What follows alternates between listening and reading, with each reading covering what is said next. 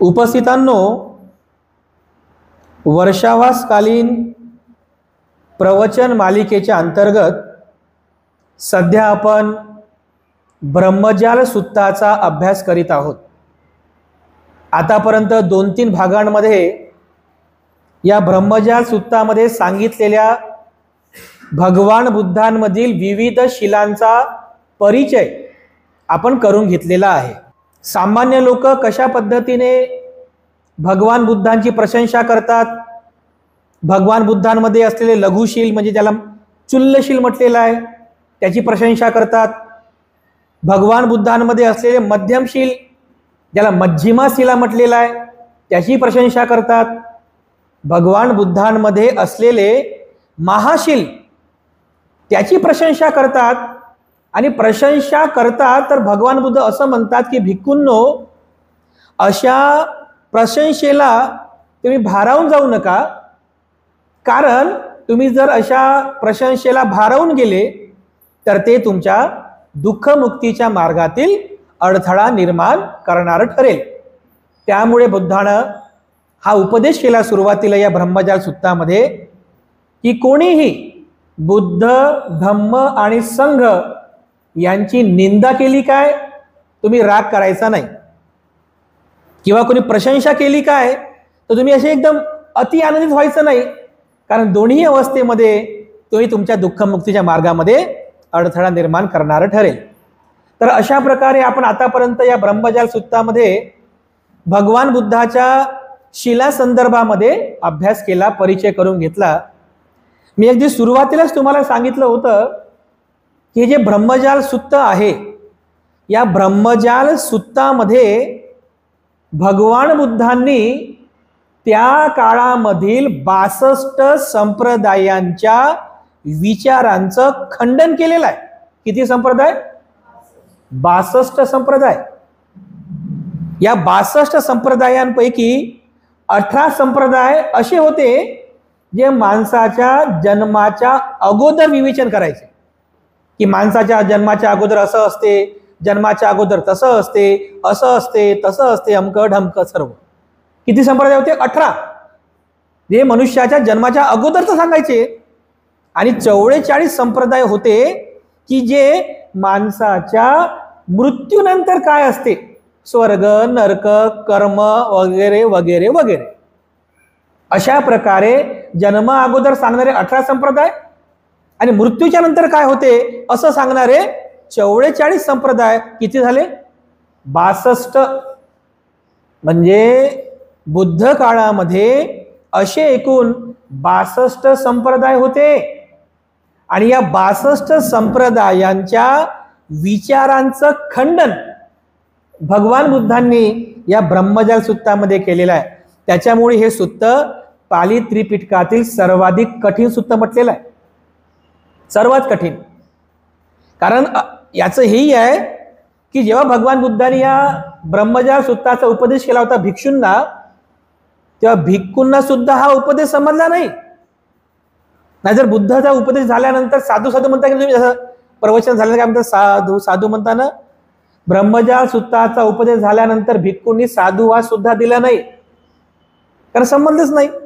फार कठीण सुत्त आहे, कारण 62 संप्रदायांचं विचारांचं खंडन कसं केलं असेल भगवान बुद्धांनी, तर खूप मोठं सुत्त आहे ते। पण यापैकी हे जे 62 संप्रदाय आहेत, या 62 संप्रदायांपैकी काही महत्वपूर्ण संप्रदाय असे होते की ज्यांचा तत्कालीन समाजावरती जबरदस्त पगडा होता, जबरदस्त। जसं आज आपण पाहतो, आज आधुनिक काळात भारतामध्ये काही संप्रदाय आहेत ना, ते बुद्ध काळाचे जे 62 संप्रदाय होते, काही संप्रदाय नष्ट झाले, पण काही संप्रदाय आज पण आहेत। आणि या संप्रदायांचा लोक माणसांवरती खूप मोठा प्रभाव आहे। जसं उदाहरणार्थ बघा, पतंजली आणि लोकांवरती प्रभाव आहे की नाही। त्याने काही रामदेव बाबांना काही सांगा, लगेच लोकांना अरे हा बरोबर आहे, विश्वास ठेवतात की नाही विश्वास। किंवा ते आसाराम बापू, किंवा ते कोणता एक आला होता मेसेंजर ऑफ गॉड पंजाबकडे, हरियाणाकडे, संप्रदाय निर्माण, स्वतःचे संप्रदाय निर्माण करतात, त्यांच्या लोकांवरती प्रभाव निर्माण होतो. किंवा ते श्री श्री श्री कोणता आहे ते रविशंकर, ते पण आहे. असे आहे ना, असे भारतामध्ये लय आहेत, एक नाही आहे, लय आहेत असे. म्हणजे असे जे काही आहेत की त्यांनी स्वतःचा एक संप्रदाय निर्माण केला आणि आपल्या भाषणाद्वारे, आपल्या आध्यात्मिक स्पीचद्वारे ते लोकांवरती प्रभाव टाकतात. तर हे जे 62 संप्रदाय होते, या 62 संप्रदायांपैकी 6 संप्रदाय असे होते की ज्यांचा त्या काळातील लोकमनावर जबरदस्त पगडा होता. म्हणजे एकदम असा खोलवर त्यांच्या विचारांचा पगडा होता. म्हणजे प्रत्येक जण या 6 संप्रदायापैकी कोणत्या ना कोणत्या एका संप्रदायाचा फॉलोअर्स होता. असे 6 संप्रदाय होते. कारण त्या सगळ्या 62 संप्रदायाबद्दल जर सांगत बसलो ते तुमच्या डोक्याच्या वरून जाईल, समजणारच नाही. आणि तो आपला महत्वाचा मुद्दा पण नाही आहे. तुम्हाला समजावं यासाठी एक शॉर्ट मध्ये अल्प परिचय, कारण आपल्याला बुद्धांनी खंडन कसं केलं हे बघायचं आहे. त्यापूर्वी या 62 संप्रदायांपैकी जे महत्वाचे 6 संप्रदाय होते, त्या संप्रदायांचा परिचय आपण आजच्या धम्मदेसनेमध्ये करूया. आणि त्यानंतर या 6 संप्रदायाच्या विचारसरणीवर भगवान बुद्धांनी कसं प्रहार केला, कसं खंडन केलं, हे सुद्धा आपण बघणार आहोत. म्हणजे तुमच्या लक्षात येईल की या 6 संप्रदायाची विचारसरणी कशी आहे आणि याचं खंडन भगवान बुद्धांनी कसं केलं, ते तुम्हाला लगेच तुलनात्मक अभ्यास त्याचा करता येईल. तर अगोदर आपण या 62 संप्रदायांपैकी जे महत्वपूर्ण 6 संप्रदाय आहेत आणि त्या 6 संप्रदायाचे जे संस्थापक आहेत, जे कोणी गुरु आहेत त्यांचा परिचय आपण थोडा थोडा करून घेणार आहोत. तर असे हे 6 संप्रदाय आहेत जे बुद्ध काळामध्ये अतिशय फेमस होते, की ज्यांचा त्या काळातील लोकमनावरती जबरदस्त पगडा होता. तर असे हे 6 संप्रदाय आहेत. त्यापैकी पहिला जो संप्रदाय आहे, पहिल्या संप्रदायाचं नाव आहे अक्रियवाद. काय नाव आहे? पहिल्या संप्रदायाचं नाव आहे अक्रियवाद. आणि या संप्रदायाचा संस्थापक जो होता त्याचं नाव आहे पूरन काश्यप. काय नाव आहे? पूरन काश्यप. या पूरन काश्यपाने त्याचा एक संप्रदाय निर्माण केला होता, ज्या संप्रदायाचं नाव होतं अक्रियवाद. आता हे अक्रियवाद काय आहे या शब्दामधून तुम्हाला लगेच समजेल. अक्रिय म्हणजे क्रियाशील नाही आहे, अक्रिय आहे.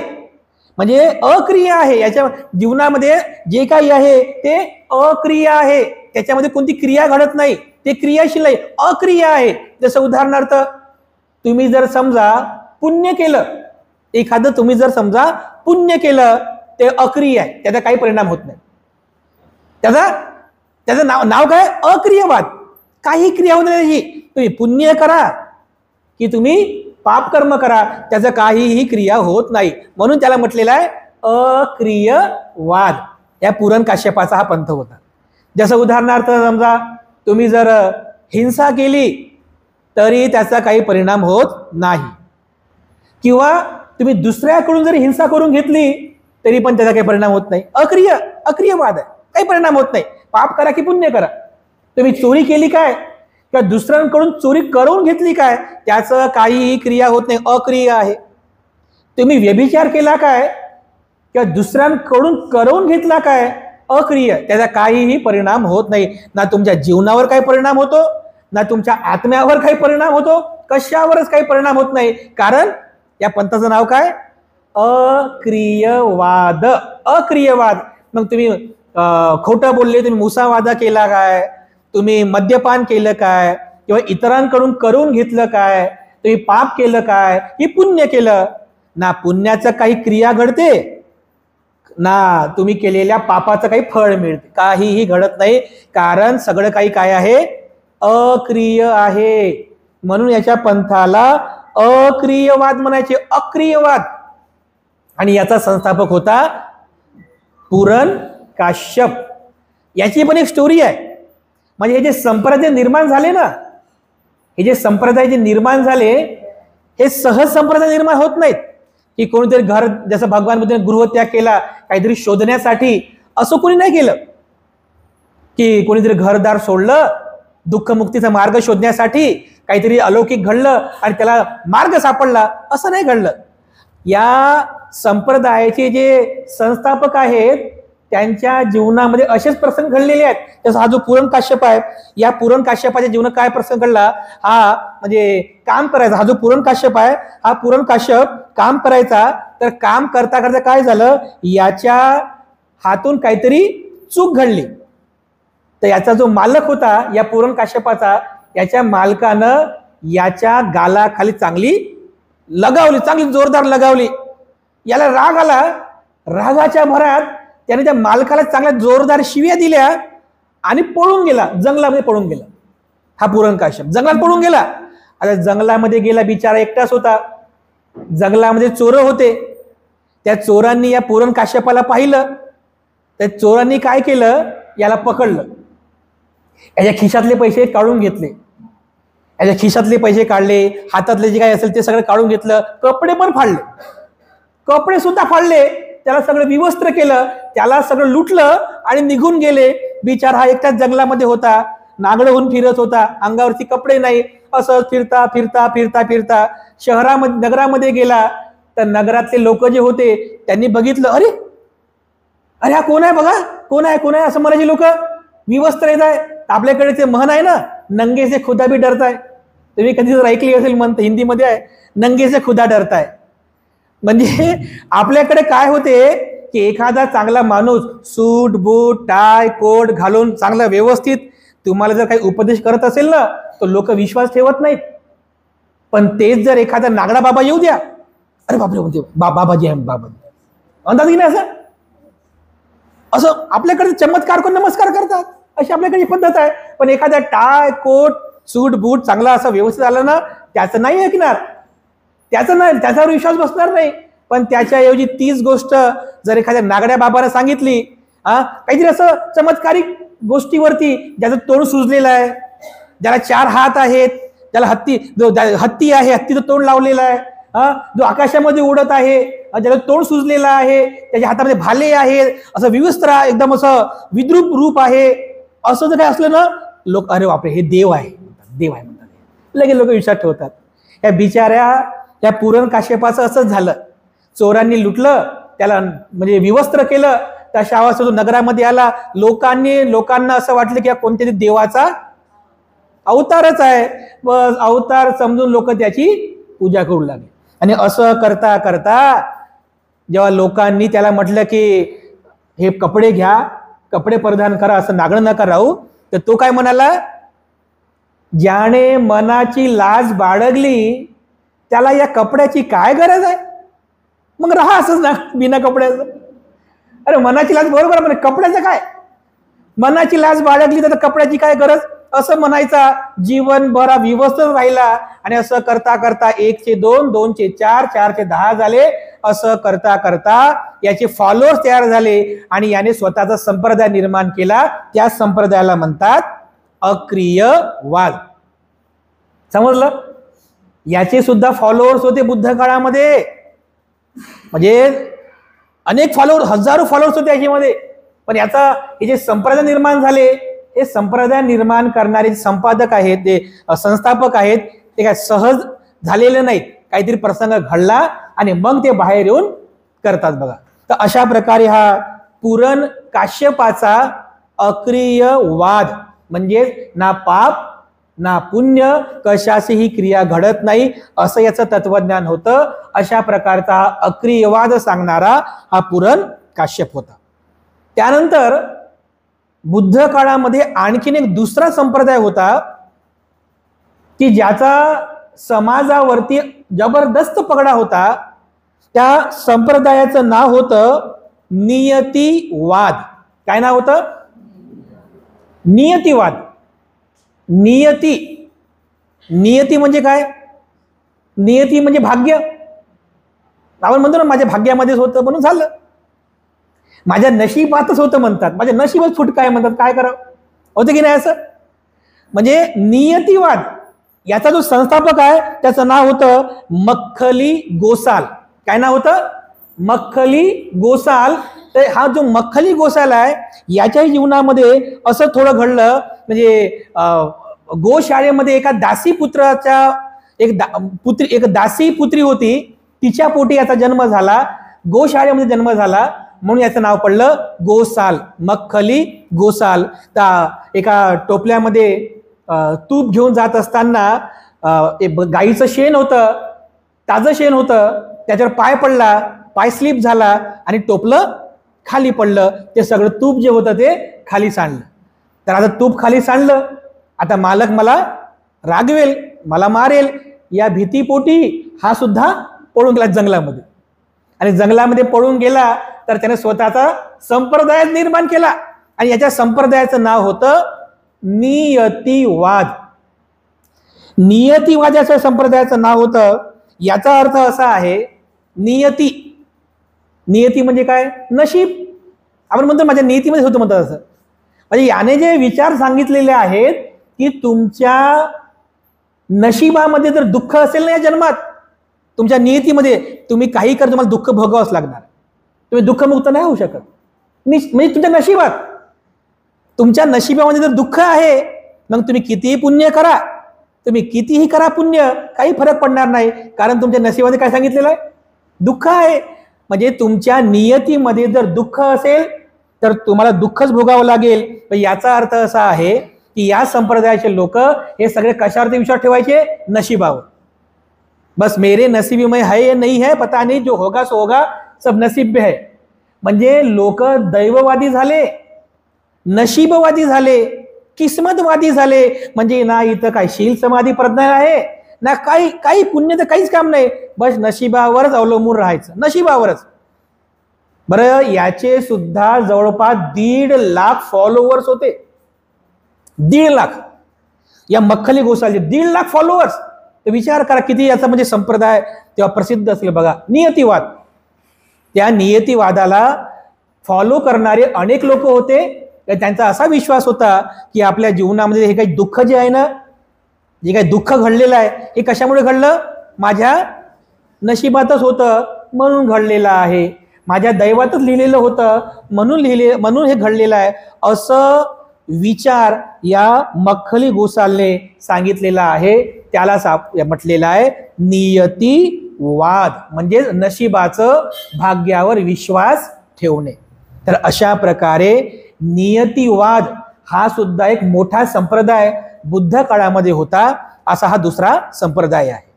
त्यानंतर आणखीन एक तिसरा संप्रदाय भगवान बुद्धांनी सांगितलेला आहे, भगवान बुद्धाच्या काळामध्ये होऊन गेलेला आहे. त्या संप्रदायाचं नाव आहे उच्छेदवाद. काय नाव आहे? उच्छेदवाद. आणि या उच्छेदवादाचा संस्थापक होता, त्याचं नाव होतं अजित केसकंबली. त्याचं नाव अजित होतं. तो आपल्या डोक्यावरती असा केसांचा बुचडा बांधायचा, म्हणून त्याचं नाव पडलं अजित केसकंबली. हा सुद्धा एक मोठा विचारवंत त्या काळात होऊन गेला असं साहित्यात सांगितलेलं आहे. याच्या संप्रदायाचं नाव होतं उच्छेदवाद. याची सुद्धा कथा जवळपास सारखीच आहे. लहानपणी असं काम करत असताना काहीतरी चुकलं असेल आणि मालक मला आता रागवेल, या भीतीपोटी हा सुद्धा पळून गेला, जंगलामध्ये निघून गेला आणि कालांतराने बाबा बुवा झाला आणि त्याने स्वतःचा संप्रदाय निर्माण केला. तोच संप्रदाय म्हणजे उच्छेदवाद होय. आता उच्छेद या शब्दाचा अर्थ होतो उच्छेद करणे, म्हणजे समूळ नष्ट होणे, सगळं संपणे, नष्ट होणे. उच्छेद याचा अर्थ काय होतो? सगळं नष्ट होणे, संपणे. याच्या अर्थाने याने सांगितलेलं आहे की या जीवनामध्ये तुम्ही जन्मास आले, खाता पिता लहानाचे मोठे झाले, म्हातारे झाले, शेवटी मेले. एकदा का तुम्ही मेले, सगळं काही संपलं, सगळं संपलं. आत्मा पण मरतो, म्हणजे माणूस मेला तर आत्मा पण मरतो. तुम्ही जे काही कर्म केले असतील पुण्यकर्म ते पण मरतात, जे काही पाप कर्म केले असतील ना ते पण संपते, म्हणजे उच्छेद झाला जीवनाचा. मेल्यानंतर माणसाचं काहीही शिल्लक राहत नाही, ना आत्मा शिल्लक राहते, ना शरीर शिल्लक राहते, ना तुम्ही केलेले चांगले वाईट कर्म काही शिल्लक राहत नाही, सर्व नष्ट होतात, सर्वांचा उच्छेद होतो.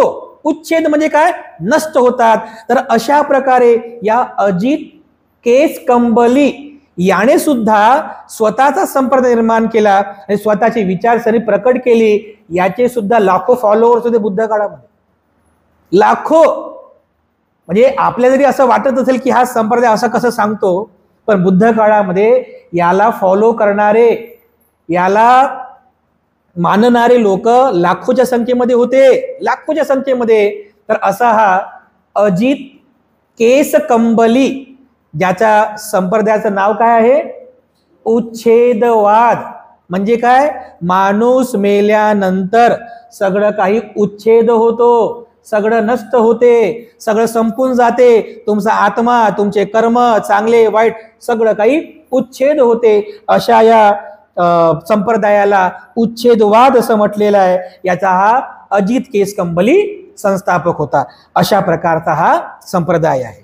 त्यानंतर आणखीन एक चौथ्या प्रकारचा संप्रदाय, की ज्या संप्रदायाचाही बुद्ध काळातील समाजावर अत्यंत खोलवर पगडा होता, त्या संप्रदायाचं नाव होतं अन्योन्यवाद.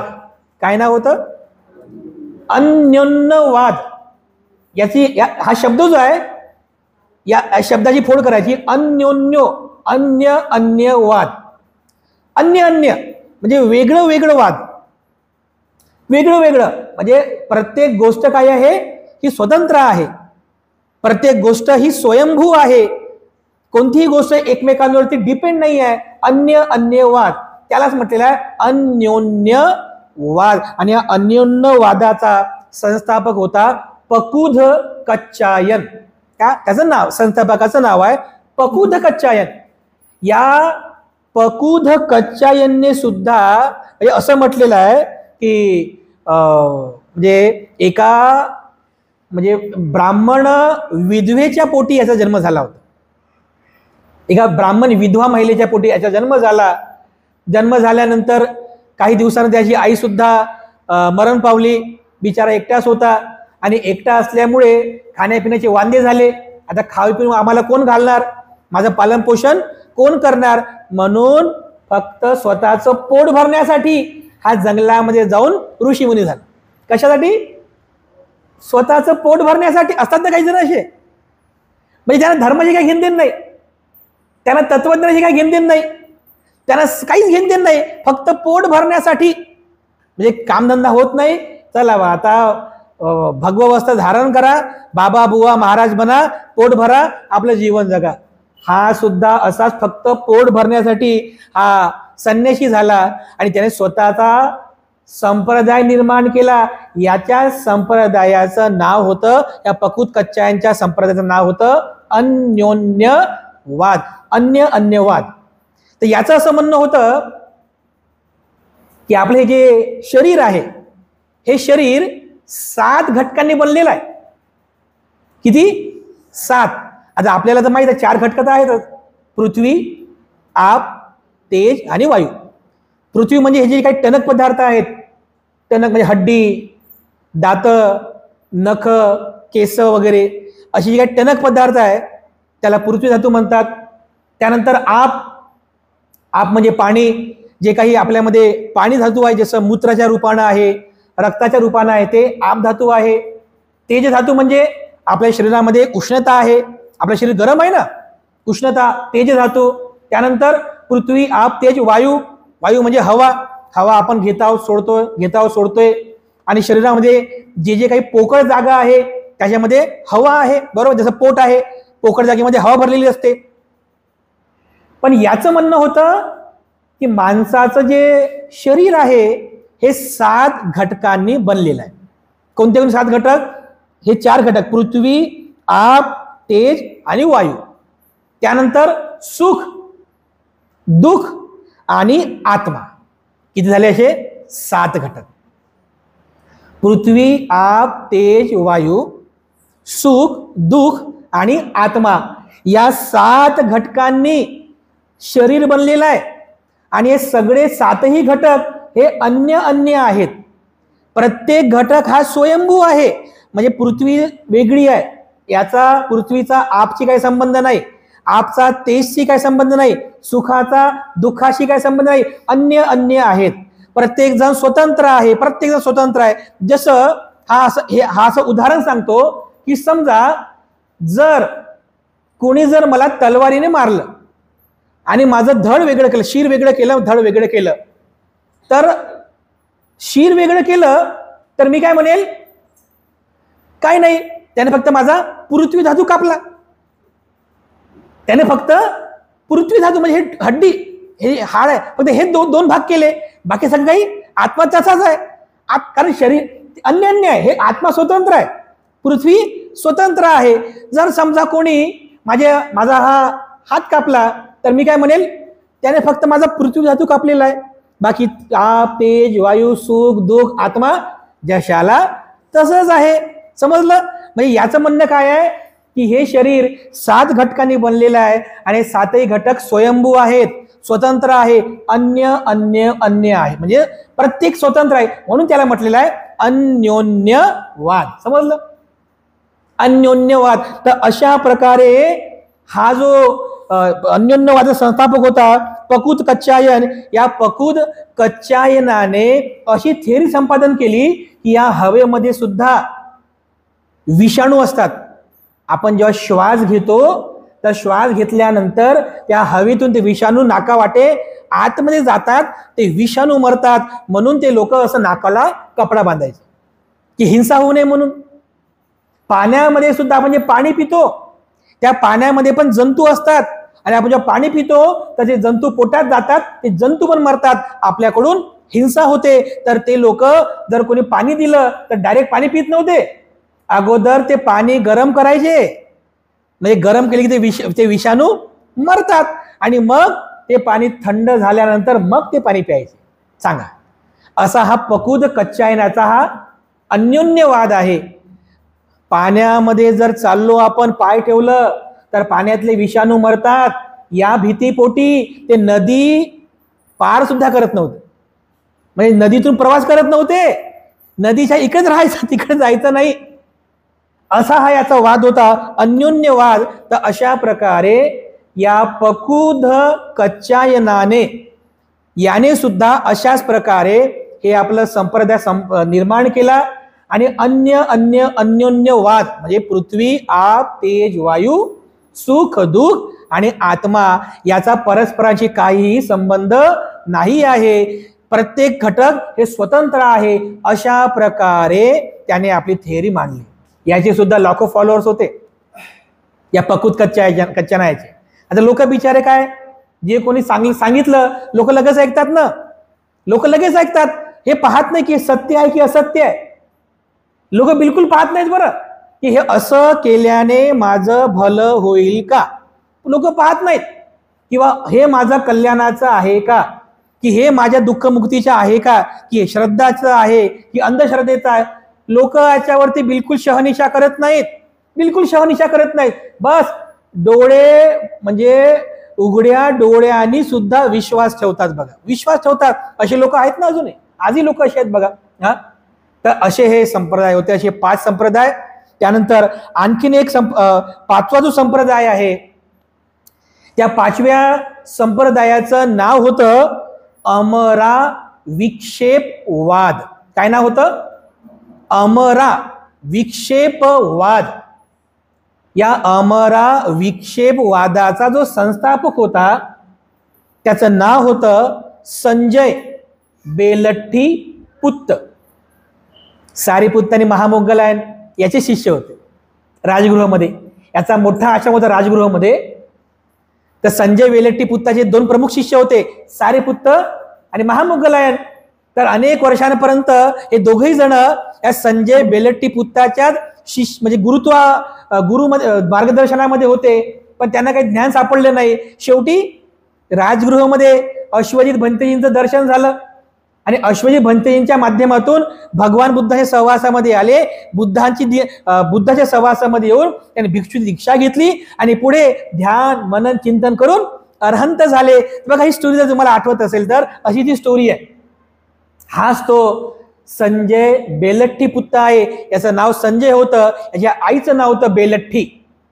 बेलठ्ठीचा पुत्र म्हणून याचं नाव पडलं संजय बेलठ्ठी पुत्र. आणि याचा जो संप्रदाय होता, याचा जो वाद होता त्याला म्हणायचे अमरा विक्षेप वाद. विक्षेप आपण म्हणतो आक्षेप, विक्षेप आक्षेप म्हणजे काय, शंका घेणे. शंका घेणे.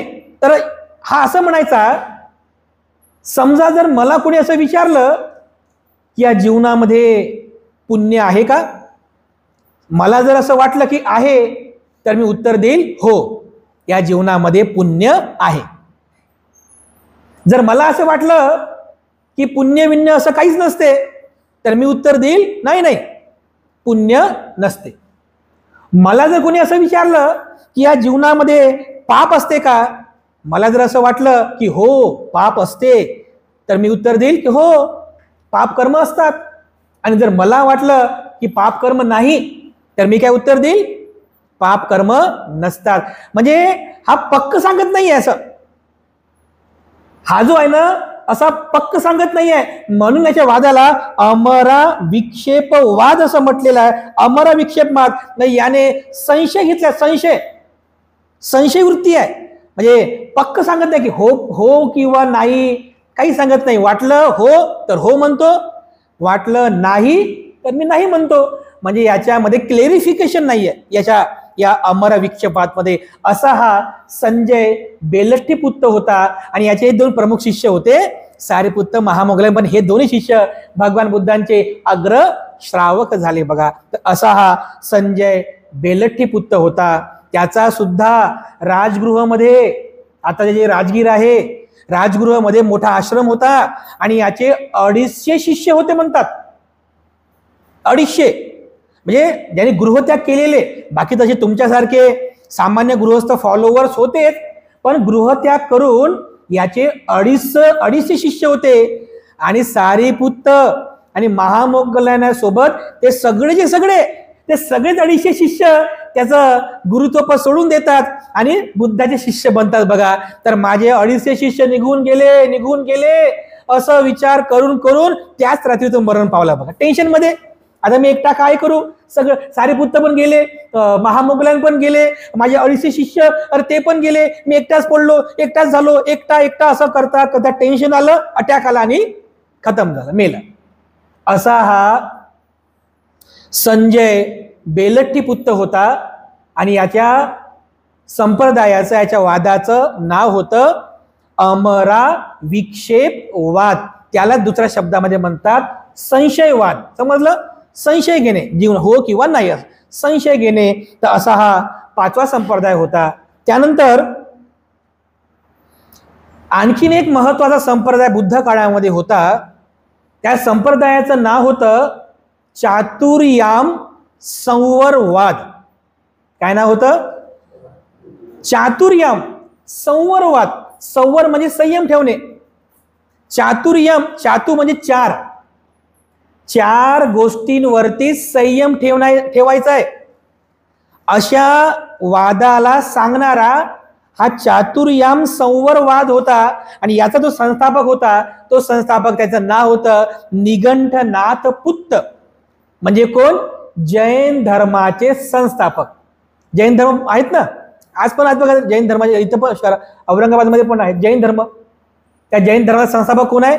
निगंठनाथ पुत्त महावीर. तर त्यांचा हा वाद आहे चातुर्यम संवरवाद. तर याचं असं म्हणणं आहे, म्हणजे हे जे आहे हा चातुर्यम संवरवाद, याचं असं म्हणणं आहे की आपल्या या जीवनामध्ये आपल्या मागच्या जन्माच्या कर्माचा परिणाम होतो. मागच्या जन्माचा कर्माचा परिणाम तुमच्या या जीवनावरती होतो. आणि जर तुम्हाला या कर्मवादातून, म्हणजे ज्या तुमच्या आत्म्यावर जो प्रभाव पडत आहे तुमच्या मागील कर्मांचा, त्या आत्म्याला जर त्या कर्मातून मुक्त करायचं असेल, समजा मुक्त करायचं असेल, तर तुम्हाला जीवनामध्ये चातुर्यम 4 गोष्टींवरती संयम ठेवावा लागेल. त्यालाच म्हणतात चातुर्यम संवरवाद. कोणत्या 4 गोष्टी आहेत? एक आहे हिंसा, दुसरं चोरी, तिसरं व्यभिचार आणि चौथं परिग्रह. परिग्रह म्हणजे वस्तूंचा संग्रह करणे, विविध वस्तूंचा संग्रह करणे. असते काही काही लोकांना सवय, बिनकामाच्या वस्तू संग्रह करून ठेवतात, परिग्रह म्हणतात त्याला. तर अशा या 4 कर्मावरती तुमचा संयम असला पाहिजे. हिंसा, चोरी, व्यभिचार आणि परिग्रह. तर अशा प्रकारे या 4 गोष्टींवरती तुम्ही जर संयम ठेवला तर याच जन्मामध्ये तुम्ही कर्मातून तुमचा आत्मा मुक्त करू शकता. अशा प्रकारे याने या निघंटनाथ पुत्ताने हा वाद सांगितला, ज्याला म्हटलेला आहे चातुर्यम संवरवाद. आत्मराज बरं हे त्यांचा पण चातुर्मास सुरू होतो. जसा आपला कसा वर्षा सुरू होतो की नाही, आपला जसा वर्षाव सुरू होतो ना, तसं त्यांचा पण चातुर्मास सुरू होतो. या चातुर्मासामध्ये सगळे लोक, त्यांचे फॉलोवर, ते गुरु, सगळेजण या 4 गोष्टींचं काटेकोरपणे पालन करतात. काटेकोरपणे आज पण ते लोक आहेत बघा, आजही ते लोक आहेत, काटेकोरपणे पालन करतात. तर अशा प्रकारे चातुर्यम संवरवाद हा सुद्धा निघंटनाथ पुत्ताचा एक संप्रदाय होता. आणि त्या काळात, बुद्ध काळामध्ये, तत्कालीन लोकमनावरती या संप्रदायाचा सुद्धा जबरदस्त पगडा होता.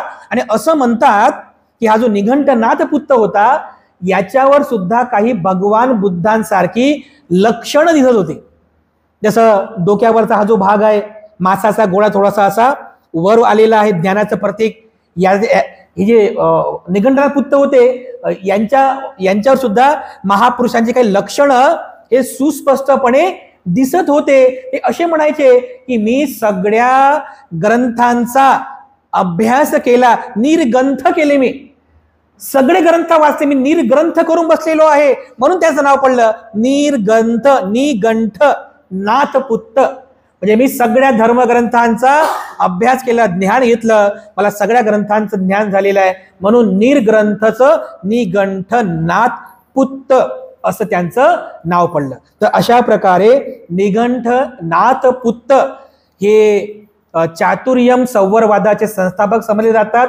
आणि त्यांनी आपल्या अंगावरचे वस्त्र सुद्धा काढून घेतले. त्यांचं असं म्हणणं होतं की हे जे आकाश आहे, हा जो आकाश आहे, हे आकाशच आपले वस्त्र आहेत. मग हा जो आकाश जर आपले वस्त्र असेल तर आपल्याला शरीर झाकासाठी वस्त्राची गरज काय आहे, असं म्हणून त्यांनी अंगावरची सगळी वस्त्र काढून टाकली आणि जीवनभर पर्यंत विवस्त्र राहतात. आज पण आहेत बरं ते, आज सुद्धा म्हणजे चातुर्यम संवरवाद करणं, दिगंबर, त्यांना दिगंबर म्हणतात.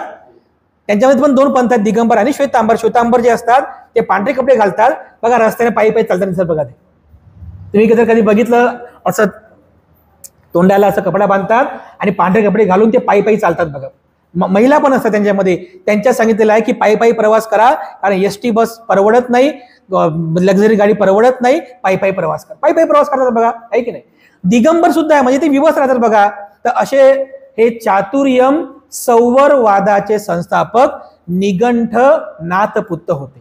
तर अशा प्रकारे असे हे एकूण 6 संप्रदायांचा उल्लेख भगवान बुद्धांच्या काळामध्ये आपल्याला पाहायला मिळतो. बाबासाहेब आंबेडकरांनी जो बुद्ध आणि त्यांचा धम्मग्रंथ लिहिलेला आहे, याच्यामध्ये पण या 6 संप्रदायांचा उल्लेख आहे. आता तुम्ही दरवर्षी ग्रंथ वाचता, पण तुम्हाला जर आठवत नसेल तर पुन्हा वाचा. बाबासाहेबांनी सुद्धा या 6 संप्रदायाचा उल्लेख केलेला आहे. तर जेव्हा म्हणजे आपण स्वतःच्या बुद्धिमत्तेला अनुसरून या सर्व 6 संप्रदायांचा जेव्हा विचार करतो आपण, ज्यापैकी पहिला जो संप्रदाय होता पूरण काश्यपाचा, कोणता होता? अक्रियवाद. तो काय म्हणतो की तुम्ही पाप करा की पुण्य करा, त्याची काहीही क्रिया होत नाही. मग याला जर आपण स्वीकार केलं तर काय होईल? तर जीवनामध्ये कोणी पुण्यच करणार नाही ना, सगळे पापच करतील ना. करा हिंसा आणि काय म्हणतील? अक्रियवाद आहे, काहीच होत नाही. चोरी करा, अक्रियवाद आहे, काही होत नाही. व्यभिचार करा, अक्रिय वाद आहे, काहीच होत नाही, असं होईल ना? अरे अशाने जर सगळा स्वैराचार सुरू होईल समाजामध्ये, बरोबर आहे की नाही? सगळ्यात स्वैराचार होईल ना. म्हणजे आपण अक्रिय वाद स्वीकार करू शकतो का? बिलकुल स्वीकार करू शकत नाही. कारण याचं काय म्हणणं आहे, पापही नाही आणि पुण्यही नाही. अरे पण पुण्य महत्वाचं आहे ना, पुण्य महत्वाचं आहे की नाही? पण याचं म्हणणं काय, पुण्य क्रियाशील नाही आहे, म्हणून हा अक्रियवाद जो आहे, हा अक्रियवाद सुद्धा आपण स्वीकार करू शकत नाही. त्यानंतर तो जो मख्खली गोसाल होता, त्याचं काय आहे, नियतिवाद. म्हणजे सगळं नशिबावर सोडून द्यायचं, म्हणजे नशिबामध्ये होतं म्हणूनच झालं असं जर म्हटलं, मग तुम्ही विहारात पण येणार नाही, तुम्ही पुण्य पण करणार नाही. काय करू पुण्य फायदा, माझ्या नशिबात दुःख सांगितलेलं आहे, काय करावं पुण्य, असं म्हणाल तुम्ही पुण्य करणार का? तुम्ही पुण्य करणार नाही. तुम्हाला जर मी शील समाधी प्रज्ञा जरी सांगितलं, काय करायचं आहे शील समाधी प्रज्ञेचं, माझं नशीबच फुटकं आहे, माझ्या नशिबातच दुःख सांगितलेलं आहे, मग मला दुःख भोगावंच लागणार आहे, असं विचार करून तुम्ही दैववादी बनाल. दैववादी म्हणजे या मख्खली गोसाळचा जर आपण वाद स्वीकार केला तर आपण सगळे दैववादी बनतो, कर्मवादी नाही. म्हणजे या जन्मात काही करून फायदा नाहीये, चांगले कर्म करून फायदा नाही. काय दैव, सगळं माझ्या दैवात सांगितलेलं, नशिबात सांगितलंय, म्हणून या मख्खली गोसाळचा नियतिवाद सुद्धा आपण स्वीकार करू शकत नाही. त्यानंतर जो अजित केसकंबली, त्याचा हा वाद उच्छेदवाद आहे. तो काय म्हणतो, सगळं उच्छेद, माणूस मेला सगळं संपलं, माणूस मेला आत्मा संपला, कर्म सगळं संपलं. मग मी जर तुम्हाला म्हटलं की पुण्यकर्म करा, तुम्ही काय म्हणाल, काय करून फायदा, मेल्यानंतर सगळं नष्ट होणार आहे, मेल्यानंतर सगळं नष्ट होणार आहे, काय फायदा कर्म करून. पण भगवान बुद्ध काय म्हणतात की माणूस मेल्यानंतर संपत नाही, कर्म जिवंत राहतात, त्याची चित्त अवस्था जिवंत राहते. पण याच्या उलट हा उच्छेद काय म्हणतो, सगळं काही संपून जाते. बघा, मग ह्याला जर आपण स्वीकार केला तर याचा अर्थ हा पुण्यकर्माला महत्व देत नाही, पुण्यकर्माला महत्व देत नाही. त्याच्यामुळे आपण याचा जो उच्छेदवाद आहे, हा उच्छेदवाद सुद्धा आपण स्वीकार करू शकत नाही. पुन्हा एक होता पकुद कच्चायन. या पकुद कच्चायनने अन्योन्यवाद सांगितला, म्हणजे अन्यवाद सांगितला. म्हणजे तुम्ही माझा हात जरी कापला तर मी काय म्हणले पोलिसाला, नाही साहेब, मी फक्त त्याचा पुरतू धातू कापला, मला 312 नका कलम, मी फक्त त्याचा पुरतू धातू कापला. असं जर सगळे लोक विचार करू लागले, एकमेकांना लोक मारत बसतील ना, स्वैराचार वाढेल, हिंसाचार वाढेल. आणि लोक काय म्हणतील, नाही मी फक्त चाकूच तर मारला, फक्त चाकूच मारला, मी फक्त गोळीच मारली, मी फक्त तलवारच तर मारली, पुरतू धातूच कापला, अशी लोक म्हणतील. आणि स्वैराचार वाढेल, समाजामध्ये हिंसाचार वाढेल. त्यामुळे आपण हा जो अन्योन्यवाद आहे, हा अन्योन्यवाद सुद्धा आपण स्वीकार करू शकत नाही. आणखी एक होता संजय बेलट्टीपुत्र. या संजय बेलट्टीपुत्रानं सुद्धा अमरा विक्षेपवाद सांगितलेला आहे. शंका, कोणी जर मला म्हटलं पुण्य आहे का, तर मी काय म्हणेल, हो आहे, मला वाटते आहे, तर हो आहे, करा पुण्य. मला जर वाटलं ना की पुण्य नाही, तर मी काय म्हणेल, म्हणजे संशय सांगत आहे, संशयवाद. आता आम्हाला जर कोणी विचारलं की भंतेजी ते अमुक देव आहे, अमुक देवी आहे, त्याची पूजा केल्याने पुण्य होईल का, आम्ही काय म्हणणार, मी तर वैयक्तिक होतच नाही पुण्य, पक्का, संशय नाही. हे आम्हाला विक्षेपात पक्क सांगतो, मी गॅरंटेड सांगतो, कोणता संशय नाही, कोणता डाऊट नाही, नो डाऊट, बिलकुल पुण्य होत नाही. कोणत्या देवाची पूजा करा, कोणत्या देवीची पूजा करा, कोणत्या घटाची पूजा करा, पुण्य होत नाही. पुण्य कधी होईल ते बुद्ध सांगतात. बघा, म्हणजे अमरा विक्षेपवाद सुद्धा आपण स्वीकार करू शकत नाही. म्हणजे पुण्य कराव की नाही कराव, इथंच माणूस संशय घेतो.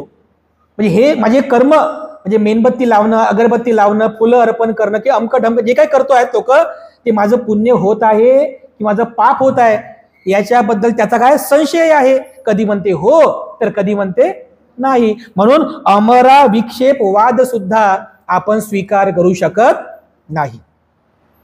आणि 6वा संप्रदाय बघितला आपण, चातुर्यम संवरवाद, की हिंसा, चोरी, व्यभिचार आणि परिग्रह या 4 गोष्टींवरती जर तुम्ही संयम ठेवला तर मागच्या जन्माच्या कर्माचा जो परिणाम तुमच्या आत्म्यावर होत आहे त्या आत्म्याला तुम्ही मुक्त करू शकता. पण अट आहे, त्याने अट सांगितलेली वर्धमान महावीरांनी. काय अट आहे? यासाठी तुम्हाला घरदार सोडावं लागेल. घरदार सोडून तुम्हाला दूर जंगलात जावं लागेल. तिथं जाऊन तुम्हाला कठोर तपश्चर्या करावी लागेल. तेव्हा जाऊन तुमच्या आत्म्याची तेव्हा जाऊन तुमच्या आत्म्याला मोक्ष प्राप्त होईल. आता जर असं असेल तर सगळे गृहत्याग करतील ना, सगळा संसार शून्य होऊन जाईल. होईल की नाही? सगळा संसार शून्य होईल ना. संसारामध्ये कोणीच राहणार नाही. सगळेच गृहत्याग करतील, सगळे जंगलामध्ये जातील. मग संसारामध्ये राहतील कोण? याचा अर्थ असा आहे की हा सुद्धा चातुर्यम संवरवाद हा वाद सुद्धा मनुष्याला परिपूर्णपणे सुखी करू शकत नाही. मी जर तुम्हाला जर सुखी व्हायचं असेल तर तुम्ही गृहत्याग करू शकता का? घरदार सोडू शकता का? नाही करू शकत. संसारिक जीवनामध्ये आपल्याला सुखी व्हायचं असेल तर याचा अर्थ हा वाद आपण स्वीकार करू शकत नाही. तर अशा प्रकारे हे जे 6 संप्रदाय भगवान बुद्धांच्या काळामध्ये होते यापैकी एकही संप्रदाय स्वीकारार्ह नाही. तर या 6 संप्रदायांच्या विचारांचं खंडन भगवान बुद्धांनी कसं केलं आणि या 6 संप्रदायाच्या नंतर भगवान बुद्धांनी आपला वाद बुद्धांनी सांगितलेला धम्म किंवा बुद्धांनी सांगितलेला वाद कोणता आणि तो वाद कशा प्रकारे या मनुष्य जीवनाला मृत्यूच्या जन्माच्या अगोदर पण नाही आणि मेल्याच्या नंतर पण नाही, हे जीवन, हे मानवी जीवन डेट ऑफ बर्थ ते डेट ऑफ डेथ जन्म तारीख ते मृत्यू तारीखच्या मधात जे काही आहे तुमचं जे मानवी जीवन आहे हे मानवी जीवन कसं सुखी करता येईल हा उपदेश बुद्धाने केलेला आहे. तर आपण हे सगळं काही पुढच्या धम्मदेशनेमध्ये बघूया. तर अशा प्रकारे बुद्ध काळातील या 6 संप्रदायांचा वाद काय होता ते आपण सर्वांनी खूप चांगल्या प्रकारे समजून घ्यावं. तेव्हा सरते शेवटी आपल्या सर्वांप्रती मी पुनश्च एकदा मंगल कामना अर्पण करून आजची धम्मदेशना या ठिकाणी समाप्त करतो.